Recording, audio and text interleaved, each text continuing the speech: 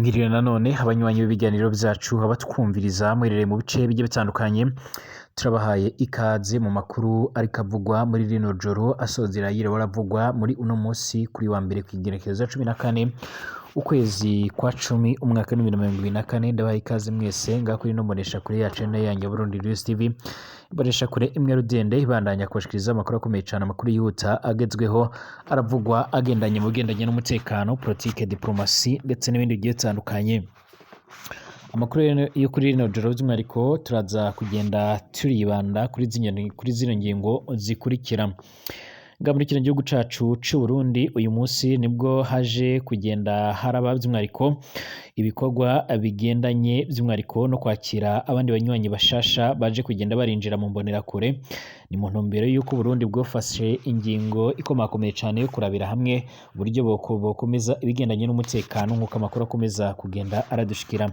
No Burundi buriko burakora iyo bwabaga kugira ngo buzamure umutekano cane cane imbere mu gihugu ndetse bunabusagurire n'amahanga, ariko kandi Burundi bwongeye kugenda bugaragaza ko abakomeza kugenda barabashinza gukorana n'imihari igiye itandukanye y'iterabwoba irimo nka FDL ndetse n'indi mihari igiye itandukanye ko ari ibinyoma bikomakomeye cane.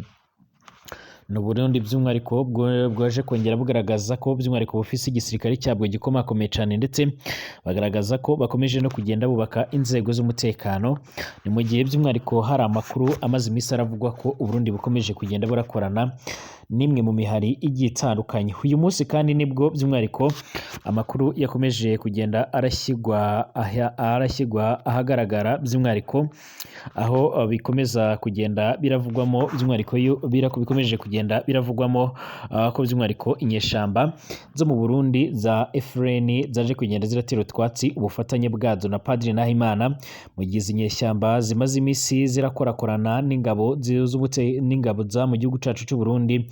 Uburundi bukaba bwavuze ko atamuhari n'umwe w'iterabwoba basanzwe barakorana, akaba baje kugenda baratangaza ko by'umwihariko Uburundi bukomeje kugenda burubaka igisoda buke buke mu rwego rwo kugira ngo babashe kurabira hamwe ndetse no gukora iyo bwabaga kugira ngo bahangane n'umuhari wa Red Tabara usanzwe urakorera nga muri Kivu y'amajyepfo. Turagaruka by'umwihariko ku yandi makuru akomakomeye cyane. Imasisi M23 rero yasakiranye n'abazarendo kuri uyu wa mbere ikashuga nk'uko amakuru akomeza kugenda aradusumira. Aya ni amakuru tugezeho muri uno mwanya by'umwihariko ahaje kugenda haribonekeza icyo twakwita ingwano zikomakomeye cyane z'abazarendo, bivuga ko harimo n'ingabo z'abarundi. Abarundi barakomeje kugenda bararwana ku butaka bwa Kongo, ariko ku rundi ruhande barataka kudahembwa ndetse bagataka by'umwihariko kuba batariko baraza gusimburwa ku mirongo y'imbere ku rugamba, ndetse by'umwihariko bakaba barataka by'umwihariko kuba barakomeza kugenda baricishwa.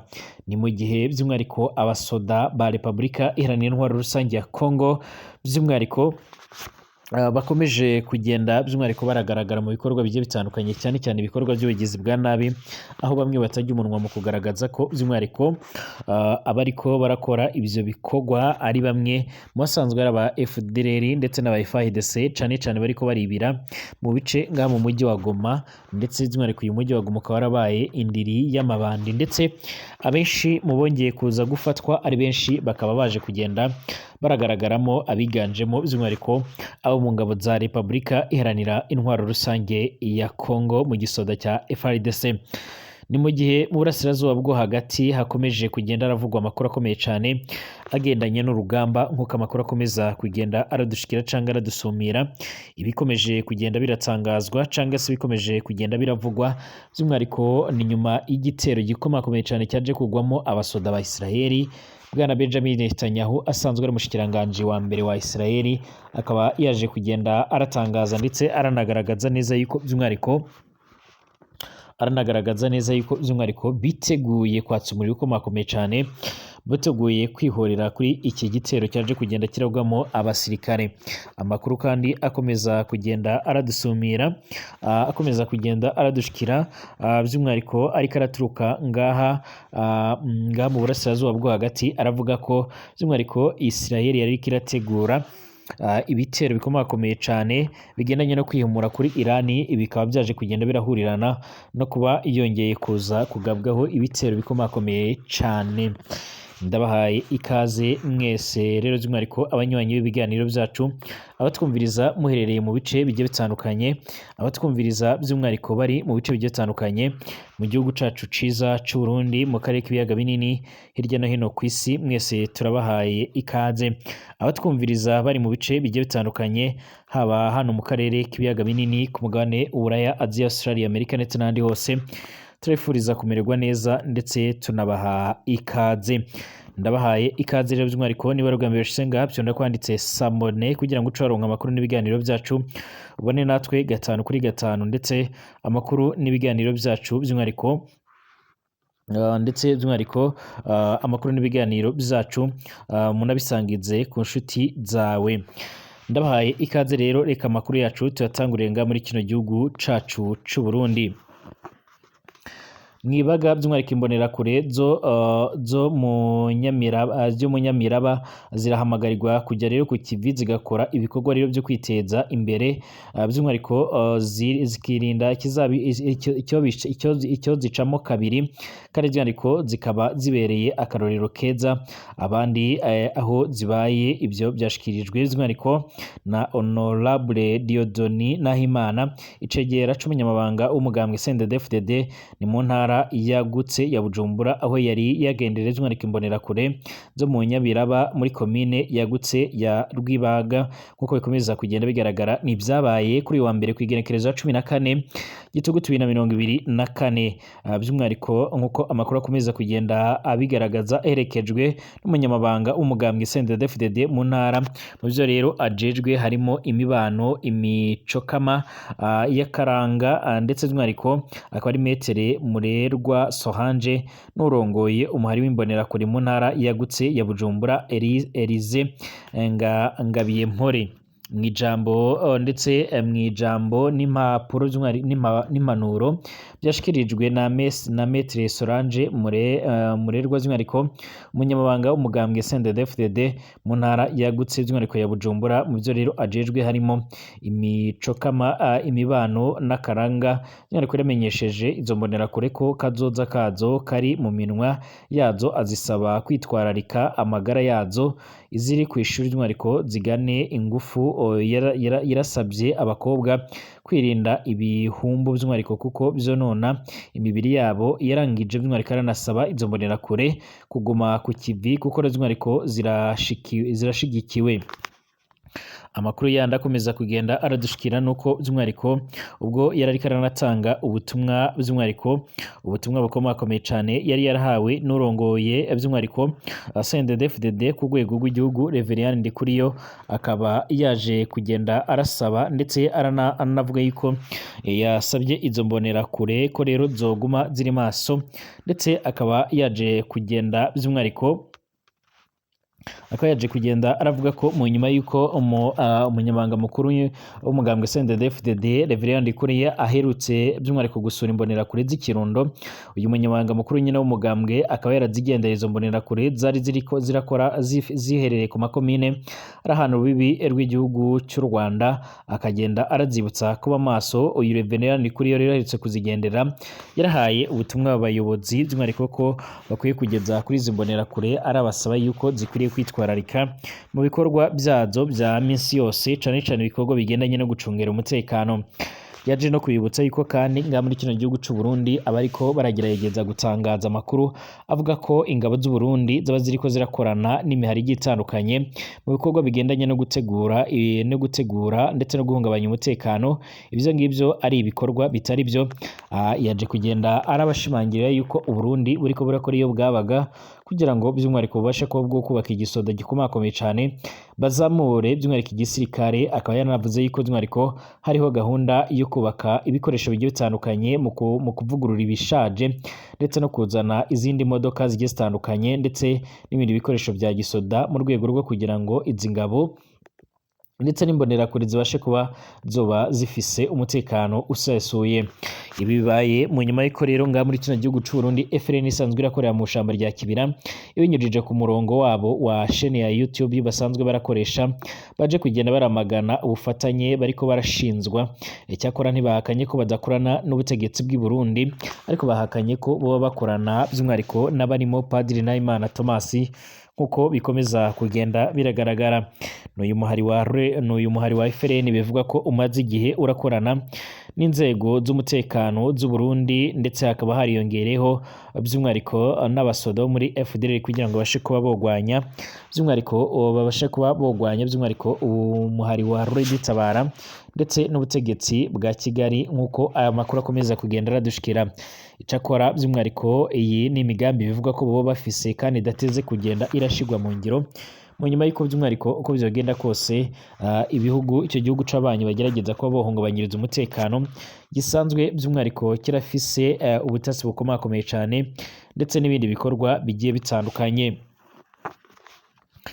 Twerekeze by'umwihariko ku butaka bwa Repubulika Iharanira Intwaro Rusange ya Kongo. Aya makuru aradushikiye muri uno mwanya nkuko bikomeza kugenda biragaragara canke nkuko bikomeza kugenda biratangazwa.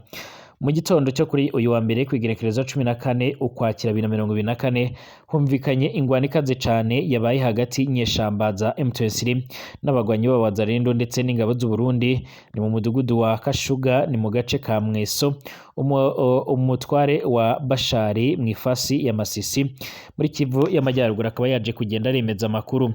Ahangaha by'umwihariko Mweso ni hamwe mu bantu heherutse kugenda arabera urugamba cyane mu ntanguro z'umwaka wa 2020 z'uyu mwaka wa 2024 aho urugamba rukomakomeye cyane rwaje kugenda ruragaragaramo n'indege. Amakuru aturuka mu nzego zijejwe umutekano muri ako gace aravuga ko hagati ya saa 10 ndetse na saa 11 haje kugenda rumvikana urusaku rw'intwaro ziremereye cyane ndetse n'izoroheje ndetse bikaba byarinze biragera mu masaha y'umugoroba urugamba rugikomakomeye cyane. Bivuga ko ingabo z'abarundi ndetse n'abazarendo bategetswe kujya kwambura M23 ibirindiro byabo muri ivyo bice mu nyuma y'uko rero aho hahoze ibirindiro by'ingabo z'abarundi ariko biranga by'ubusa mu nyuma y'uko n'ubundi baje kugenda baragorwa no kuba bokora icyo gikorwa canke iyo operation. N'urugamba rwazindutse ruraba rero ukaba rwaje kugenda rwongera gutuma abanyagihugu baturiye muri ivyo bice bamwe bari bamaze no kugenda baranagaruka muri ivyo bice bahozemo by'umwihariko kongera guhunga ndetse gushika ubu ngubu abatari bakeya bakaba bashimangira ko by'umwihariko hari n'ibisasu byaje kugenda birangiriza ibikorwa remezo bigiye bitandukanye. Ku ruhande rwa M23 rero baravuga ko by'umwihariko nubwo bamaze iminsi bari kubarubahiriza ibigendanye n'agahenge by'umwihariko ibigendanye no gukomeza guhangana n'inzego z'umutekano za Kongo by'umwihariko biragoranye yuko ako gahenge kakubahirizwa mu gihe umuhari uvuga ko ukomeza kugenda uragabwaho ibitero nkuko bikomeza kugenda bigaragara. Amakuru yihuta akomeza kugenda aradushikira by'umwihariko cange aradusumira akaba akomeza kugenda agaragaza ko by'umwihariko umuhari wa M23 ngo dateze kuzosubira inyuma na gatoya. Muri iyi ngwano biravuga ko uyu muhari wa M23 waje kugenda uratanga isomo rikomakomeye cyane kuri abo basoda bari babagabye igitero mu nyuma y'uko rero bamwe bafashwe matekwa abandi bakaza kugenda baca baricwa abandi bagakomereka. Iyi ngwano ikaba yahagaritse by'umwihariko ibikorwa rero bigendanye n'ubukungu muri aka karere bituma abanyagihugu benshi bongera guhungira mu tundi turere dusa naho twoba dutekanye. Gusa kugeza ubu ngubu rero haba ku mpande zombi zaje kugenda zirahanganya ntiharamenyekana niba haramenyekana umubare w'ababa baguye muri iyo ngwano cyangwa se abaje kugenda barakomereka, ariko amakuru yihuta adafite ivumbi agaragaza ko by'umwihariko ibikomeje kugenda biribonekeza cyangwa ibikomeje kugenda bigaragara abivuga ko hari n'abaje kugenda barafatwa matekwa. Amakuru kandi akomeza kugenda aradusumira ngaha mu mujyi wa Goma ku butaka bwa Repubulika Iharanira Intwaro Rusange ya Kongo harakomeje kuvugwa ubujura bwitwaje ibigwanisho ababukora bitwaje ibigwanisho by'umwihariko bukorwa nabiganjemo abasirikare bakorera ngaha mu burasirazuba bw'icyo gihugu basanzwe babarizwa muri FARDC. Ubuyobozi bw'uyu mujyi wa Goma rero by'umwihariko cyane cyane uyu mujyi uzwi nk'umugwa mukuru rero w'intara Kivu ya ruguru bwaragaragaje abantu benshi cyane bashinjwaga gukora ubujura kandi by'umwihariko muri bo biganjemo rero abo mu ngabo za Repubulika Iharanira Intwaro Rusange ya Kongo. ku munsi w'ejo haheze by'umwihariko nibwo haje kugenda haribonekeza abantu bafashwe ubwo hakorwaga umukwabo by'umwihariko ukomakomeye cyane. Muri aba bafashwe harimo rero abasirikare b'icyo gihugu ndetse n'abandi basivile basanzwe barakorana bya hafi n'igisirikare ca RDC kandi bibisha imbunda bahabwa n'izo ngabo za FARDC. Mu kwiba rero byavuzwe ko rero bashimuta abantu ndetse no gusahura ibyo abo baba basanze mu mago canke mu nzu. Komiseri rero wa polisi Kapenda Kamanda Faustin, umuyobozi w'uyu mujyi wa Goma, yaravuze ko hafashwe imbunda zirimo rero iyitwa PIK-M ndetse na AK-47 n'amasasu menshi cyane, ndetse hafatwa n'abasoda batari bakeya. Yanahamije ko rero abo basirikare bafatiwe muri ibyo bikorwa bajyanywe mu rwego rubagenzura Igoma. Tariki ya 4 Ukwakira 2024 rero umuryango wema rero ukorera Igoma ukaba unaharanira agateka k'abagore by'umwihariko agateka kazina muntu by'umwihariko cyane mu bagore, waragaragaje ko mu bikorwa by'ubujura bigera rero kuri 20 byahitanye abashika kuri 11. Uyu muryango kandi uvuga ko ukwezi kwa 9 kwabayemo rero ubwicanyi bwinshi cyane kuruta ukwa 8. Ni kenshi yumvikanye amakuru rero avuga ko abasirikare ba FARDC by'umwihariko ari bamwe mu bahungabanya umutekano w'abanyagihugu, nyamara ari bo rero by'umwihariko bafise inshingano yo kubarinda, nk'uko amakuru akomeza kugenda aradushikira canke nk'uko amakuru akomeza kugenda aradusumira. Kugeza ubu ngubu rero by'umwihariko inzego z'umutekano za Kongo zirakomeza kugorwa n'ibikorwa bigendanye no gucungera ndetse no kugarura amahoro n'ituze, mu gihe gushika ubu ngubu by'umwihariko ibice bigiye bitandukanye cyane by'uyu mujyi wa Goma uza mu mujyi wa gatatu ukomakomeye cyane nga muri Kongo, ukomeza kugenda urahura n'ibibazo bikomakomeye cyane. Havugwamo abazarendo ndetse n'abandi bagiye batandukanye, aba FDLR n'abandi bo muri FARDC basanzwe bazwiho ubusahuzi, ndetse gushika ubu ngubu amakuru akomeza kugenda aradusumira nuko inzego z'umutekano za Repubulika Iharanira Intwaro Rusange ya Kongo by'umwihariko hakomeje kugenda harigaragara, ndetse by'umwihariko hakaba hakomeza kugenda haribonekeza by'umwihariko ibikorwa bigendanye by'umwihariko no kugarura amahoro n'ituze. Ariko kandi amakuru yihuta akomeza kugenda aradushikira cange akomeza kugenda aradusumira nuko by'umwihariko ibikomeje kugenda bigaragara canga se by'umwihariko ibikomeje kugenda biratangazwa ari ibintu biteye ubwoba, mu nyuma y'uko by'umwihariko muri uyu mujyi n'ubundi bigoranye ko umutekano wabasha kuba waboneka. Ibintu birakomeza kugenda birahindura isura mu ntambara ikomeje guhuza ingabo za Israel n'umubare wa Hezbollah, mu nyuma y'uko rero wohereje drone ku birindiro by'ingabo z'icyo gihugu by'umwihariko biri mu majyaruguru, by'umwihariko mu majyaruguru igahitana abasirikare 4, abandi barenga 60 bagakomereka cyane. Amakuru akomeza kugenda adushikiraho aravuga ko umugaba mukuru rero w'ingabo za Israel Lieutenant General Heriza Halevi ashobora kuba ari mu baguye rero muri iki gitero. Bikavugwa ko rero by'umwihariko uyu mugabo yari muri icyo kigo cya gisirikare ubwo iki gitero cyabaga, nk'uko biriko biratangazwa.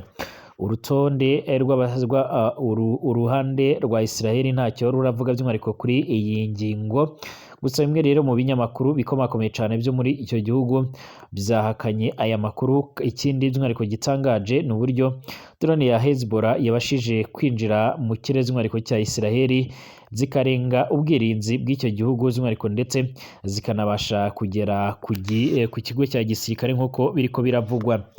Ubusanzwe ikintu by'umwihariko cyose kinjiye mu kirere cya Israel cyane cyane iyo ari igisasu cyangwa se indi ntwaro gihita by'umwihariko gituma rero ikoranabuhanga rikoreshwa mu kurinda ikirere cya Israel ritanga intabaza. Gusa kuri izi drone ntabwo ariko byaje kugenda biragenda. Hezbollah yavuze ko iki gitero cyari kigamije guhangana n'ingabo za Israel zakomeje urugamba n'uwo muhari mu majyepfo ya Libani, ndetse uyu muhari wasezeranyije ko uramutse ugabweho ibindi bitero uzakomeza kohereza izindi drone cyane muri iki gihugu nk'uko bikomeza kugenda biradushikira cyangwa se biradusumira. Ni Hezbollah imaze igihe rezwe ariko iragaragaza ndetse iranerekana neza yuko ariko nayo idafise ubwoba, ndetse mu minsi iheze iraherutse gutangaza by'umwihariko ko yiteguye gukomeza urugamba ndetse no guhangana na Israeli. Ni Hezbollah kandi yatangije ibikorwa byo kurwana mu nyuma y'uko by'umwihariko yabaye nk'iriko irafasha cyane umuhari wa Hamas mu gihugu cya Palestine mu ntara ya Gaza, ubwo hatangiraga ibikorwa byo kugabaho ibitero, ndetse gushika ubu ngubu amakuru akomeza kugenda aradushikira canke amakuru akomeza kugenda aradusumira, akaba avuga ko by'umwihariko Hezbollah ifatanyije by'umwihariko na Iran bishobora kunga ubumwe, hanyuma bikaba byotanguza ibindi bitero karundura bikomakomeye cyane. Ni Iran kandi nayo itarariye umunwa mu kugaragaza ko by'umwihariko niyongera kugabwaho ibitero cyangwa se igihugu icyo ari cyo cyose kizoca kirafatanya mu gukorana na Israel mu bikorwa bigendanye no kugaba ibitero kuri Iran, by'umwihariko icyo gihugu icyo ari cyo cyose kizohita by'umwihariko kirafatwa nk'ikinjiye mu ngwano. Ni Iran kandi yakomeje kugenda iragaragaza neza yuko uko bizogenda kose ikomeje kugenda irakemanga ku bihugu bimwe na bimwe bishobora kuzotanga inzira bigahereza inzira by'umwihariko bigahereza inzira iki gihugu cya Israeli. Mu nyuma y'uko rero bigoranye yuko indege z'intambara za Israel zo kwinjira mu gihugu cya Iran zitabanje gusaba cyangwa se kunyura mu bindi bihugu. Icyakora gushika ubu ngubu rero by'umwihariko Iran amahirwe ifise namwe nuko ibihugu byose byegeranye na Israel basanzwe bumvikana, ndetse ari ibihugu byose birongowe n'abayisilamu nga mu burasirazuba bwo hagati. Leta zunze ubumwe za Amerika rero nizo zakomeje kugenda ziratangaza ndetse ziranagaragaza ko by'umwihariko ziteguye gukomeza gutanga umusanzu wazo, cyangwa se ziteguye gukomeza gutanga umusanzu ukomakomeye cyane mu bikorwa bigendanye by'umwihariko no kugarura ndetse no kubungabunga ayo mahoro. Ariko kandi bikaba bivugwa ko mu nyuma y'iki gitero gikomakomeye cyane Leta zunze ubumwe za Amerika zatanze imashini zizwiho guhagarika ibitero bikomakomeye cyane byo mu kirere. Bisanzwe bizwi ko Israel ifise ikoranabuhanga rya Iron Dome risanzwe riraburizamo ibisaso kuba byoturikira hasi bikaba byoshwanyagurikira mu kirere, ndetse by'umwihariko ubusanzwe iyo hagize kinjira mu kirere cya Israel haratangwa intabaza hifashishijwe ubuduha buriko buraburira abantu, ndetse abanyagihugu bo mu bisagara bigiye bitandukanye muri Israel barahawe amabwiriza, aho by'umwihariko iyo hagize ikintu kiba kidasanzwe by'umwihariko ahita hakurikizwa ayo mabwiriza. Umushikiranganji wa mbere wa Israel Benjamin Netanyahu ni umwe mu bategetsi batajya bajya umunwa mu kugaragaza ko biteguye guhangana n'imihari igiye itandukanye irasanzwe irabangamira umutekano wa Israel. Icyakora kandi by'umwihariko uyu Benjamin Netanyahu yakomeje kugenda yamaganirwa kure n'abatari bakeya, aho bakomezaga kugenda baragaragaza ndetse baranashimangira yuko by'umwihariko bariko baramagana ndetse batanashaka by'umwihariko yuko akomeza izi ngwano. Ni bwana Benjamin Netanyahu rero by'umwihariko wakomeje kugenda aragaragaza ndetse aranerekana neza yuko yiteguye kuzotuza, ariko amaze gushyira ku iherezo uyu muhari wa Hamas ndetse na Hezbollah n'indi mihari isanzwe irakorera muri Iran, Iraq, Syria ndetse by'umwihariko no mu bindi bice bigiye bitandukanye nga mu burasirazuba bwo hagati. Hariko harategurwa rero ibitero bikomakomeye cyane bya Israel bishaka kuzibasira igihugu ca Iran, ariko Iran nayo yavuze ko izahita irasa ku mariba ya peteroli ndetse no ku bubiko bw'intwaro za nucleaire ngaha muri Israel. Ndabashimiye mwese abanywanyi b'ibiganiro byacu, dusubira mu masaha y'igitondo turabira hamwe andi makuru akomeje kugenda aravugwa.